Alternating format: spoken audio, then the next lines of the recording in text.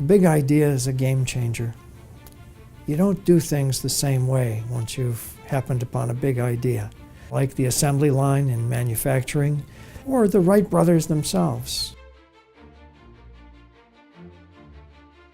The Big Idea Exchange, in my opinion, is a forum that we have speakers come to, so that way students and faculty and staff can come and learn about what's happening here at NPS and bigger ideas for the community at large. It's this wonderful opportunity to bring people together from different aspects of the university and talk about groundbreaking perspectives that we haven't considered before. The Government Accountability Office just put out a study indicating that most American modern weapon systems are very vulnerable to cyber intrusion. So we felt it was important to have an event focused on the issue of improving cybersecurity. I really appreciated the fact that they had a student speak as well as distinguished professors and faculty. My presentation was about anonymity's effect on security and the way that biometrics that are observable in a digital interaction would be able to ascribe an identity to users that are having that interaction.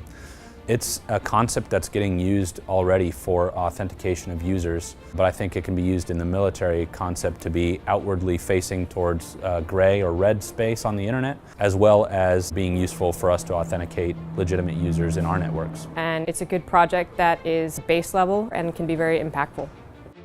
Professor Hale was able to point out how we can regain a security advantage by being much more energetic in our use of strong cryptography. I think it's still a field that's not well understood, both by students of computer science and by consumers of cyber devices. A lot of ideas behind cryptography make it out to be something secret and hidden. If we were going to promote better security and prepare developers to do their work well, we need to look at a new perspective of how it's actually used.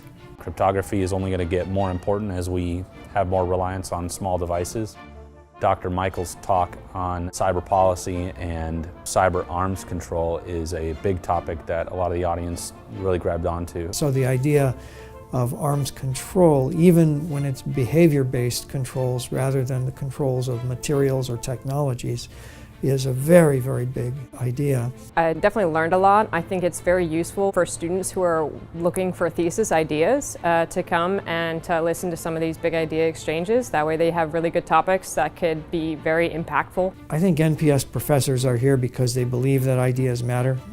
And Professor Peter Denning and I believe that in every department across this campus, there are game-changing ideas being researched.